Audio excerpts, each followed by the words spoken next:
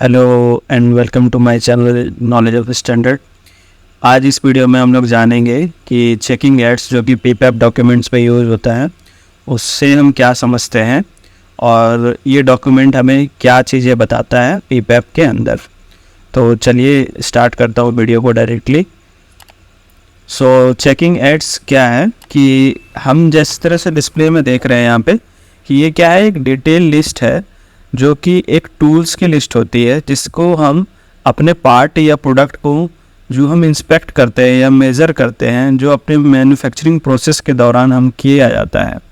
ठीक है, जैसा मैंने यहाँ पे आपको सेम चीज़ बताया है कि this is a detail list of all the tools use to inspect, test और measure parts during the manufacturing process.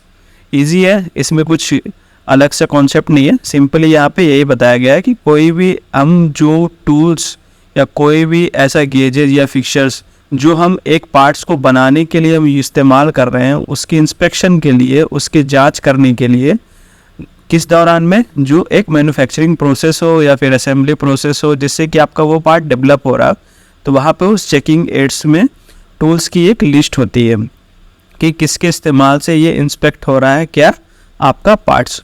उस लिस्ट को हम चेकिंग एड्स के नाम से जानते हैं।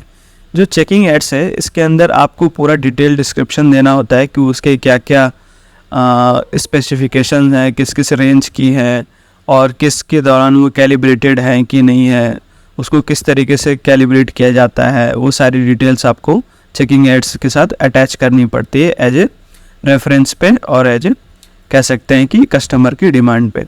तो चेकिंग एड्स क्या क्या हो सकते हैं, कोई फिक्चर हो सकता है, कोई कॉन्टूर हो सकता है, कोई वेरिएबल या एट्रीब्यूट गेजेस हो सकते हैं या फिर किसी टाइप्स के टेम्पलेट या मॉडल हो सकते हैं जिसके दौरान वो पार्ट्स को चेक किया जा रहा है जो भी आप वहाँ पे कोई डेवलप कर रहे हैं। ठीक है, अगर चेकिंग एड्स जैसे हम कोई टूल यूज़ कर रहे हैं या फिर वर्नियर कैलिपर, ईजी एग्जांपल है वर्नियर कैलिपर्स होगा या फिर माइक्रोमीटर्स होगा, अगर यूज़ कर रहे हैं तो उसका हम क्या करते हैं, प्रिवेंटिव मेंटेनेंस का भी प्लान बोलते हैं। तो प्रिवेंटिव मेंटेनेंस सच है, आप सोच सकते हो कि कैलिब्रेशन प्लान बोलते हैं हम उसको यूज़ करने के लिए।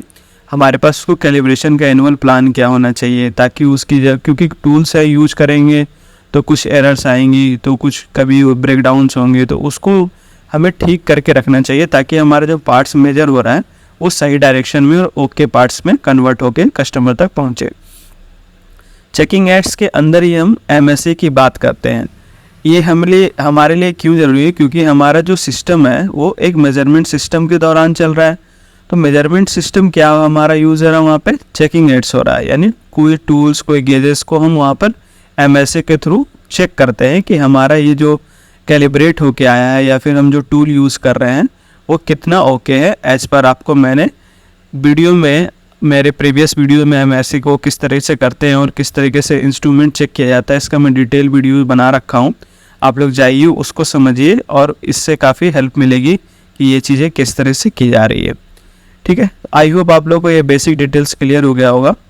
आगे चलते हैं कि चेकिंग एड्स का बेसिक फॉर्मेट क्या होता है जो कि इंडस्ट्री में यूज़ की जाती है। एक नॉर्मल एक बेसिक फॉर्मेट है जो कि इससे आपको एग्जाम्पल के थ्रू समझ में आ जाएगी क्या चीज़ होती है।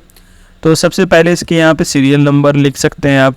उसके बाद जो भी इंस्ट्रूमेंट या गेज या फिक्शन होती है उसके नेम होने चाहिए, उसका आईडी यहाँ पे आपको डिटेल्स में होना चाहिए, किस इंस्ट्रूमेंट या कोई गेज किस चीज़ से मेक है वो होना चाहिए, या फिर और उसके बाद यहाँ पर रेंज मैंने डाल रखा है। रेंज के जगह पे आप यहाँ पे स्पेक डाल सकते हैं जो कि मेरे पार्ट के अकॉर्डिंग जो चीज़ नीडेड होती है मैंने यहाँ पे उसको स्पेसिफाई किया है। और कस्टमर की भी डिमांड रहती है कि इस तरीके से हमें डिटेल में चाहिए, तो मैंने उस तरीके से बना रखा था।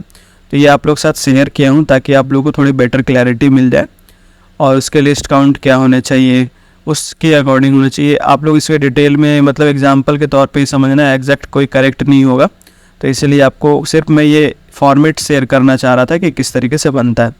डेट ऑफ कैलिब्रेशन क्या होती है वो चीज़ आपको लिखना चाहिए। मतलब आप जब इस इंस्ट्रूमेंट को जब लास्ट कैलिब्रेट कराए हो और नेक्स्ट कब आपको उसको कैलिब्रेट कराना है वो डिटेल्स आपको यहाँ पे होगी। और उस कैलिब्रेशन के दौरान कुछ सर्टिफिकेशन नंबर होती है उसको यहाँ पे आपको कस्टमर के साथ शेयर करना चाहिए। और उसके अकॉर्डिंग आपको वहाँ पर देखा जाता है कि जो भी बॉडी से आप सर्टिफिकेशन ले रहे हो या फिर कैलिब्रेट करा रहे हो वो एक NABL सर्टिफाइड होनी चाहिए, जो कि एक बेसिक रिक्वायरमेंट होती है चेकिंग एड्स को यूज़ करने के लिए, या फिर हम कोई थर्ड पार्टी टेस्टिंग कराते हैं तो। और उसके बाद हमारे यहाँ लास्ट है स्टेटस, यानी हमारा जो ये 7 जो गेज यूज़ हो रहे हैं या फिर इंस्ट्रूमेंट यूज़ हो रहा है उसका स्टेटस क्या है, ओके है कि नहीं है जब हम ये कैलिब्रेट कराएं। और बेसिक कुछ यहाँ पे फंडेज हैं जो कि आपको यहाँ पे दिख जाएगा।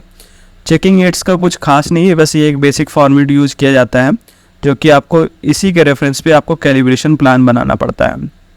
तो कैलिब्रेशन प्लान का ये बेसिक फार्मूला है यहाँ पे, कि आप यहाँ पे देख सकते हो कि जितने इंस्ट्रूमेंट हमने यूज़ किया है उसी को रेफरेंस में लेते हुए, उसी की रेंज में लेते हुए हमने प्लान किया। क्या प्लान किया कि एक एनुअल कैलेंडर बनाया, उस कैलेंडर में हम 1-1 करके इस तरीके से कुछ आगे कर रखे हैं, कुछ जनवरी में कर रखे, कुछ फरवरी में कर रखे, हमने प्लान ले करके उसको कैलिब्रेट करा दिया, जो कि यहाँ पे आपको लेजेंड्स के थ्रू दिख रहा है कि प्लान कर रहे हैं तो हमें अगला प्लान यहाँ पे हमें नवंबर और दिसंबर में कराना है, और जो हो चुका है उसका हमने यहाँ पे डन करके दिखा चुका है।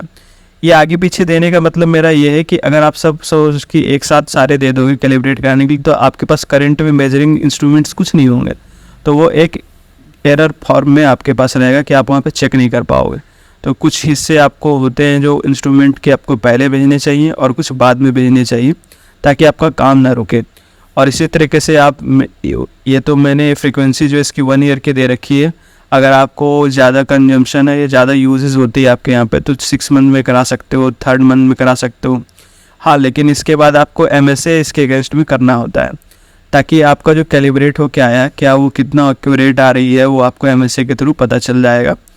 और उसका स्टेटस यहाँ पे आपको शो करना पड़ता है, और ये कैलिब्रेशन प्लान भी आपको कस्टमर के साथ अगर रिक्वायरमेंट होती है तो शो करनी पड़ती है। तो आई होप ये कैलिब्रेशन का जो फॉर्मेट है ये भी आप लोग को क्लियर हो गया होगा। अगर इस वीडियो से आप लोग को कुछ इन्फॉर्मेशन मिली होगी तो प्लीज़ मेरे चैनल को लाइक एंड सब्सक्राइब करें। Thank you.